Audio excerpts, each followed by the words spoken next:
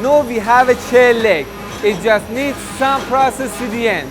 Wood shaper, table saw, wood drilling machine, disc sander and so on. This is a wood shaper. A wood shaper, usually just shaper in North America, or a spindle moulder in the UK and Europe, is used to shape some simple design to the wood. However, depending on the configuring of tools, the cutting shape varies and is different. If you want some complex wooden shape, you need a CNC wood carving router machine. These are CNC wood router machines. A CNC wood router is an automatic machine for innovative 2D or 3D routing, cutting, carving, drilling, grooving, or milling on wood, stone, MDF, and many other materials. After hundreds of terms, machines, processes, and concepts, I have an artistic surprise: traditional carving, an ancient art. Let's just see.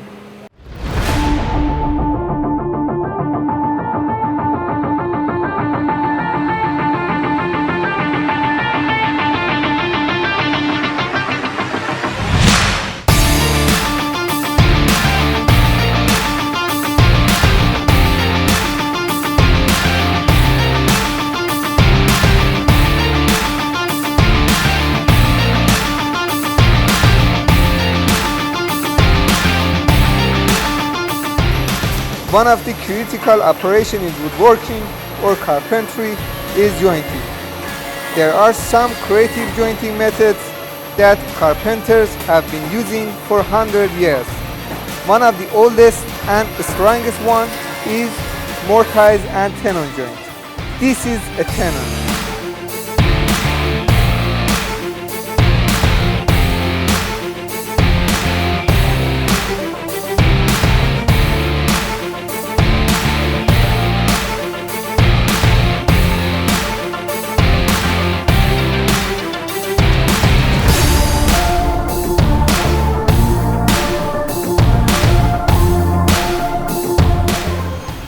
Okay, we've done this section. It's called woodworking machinery.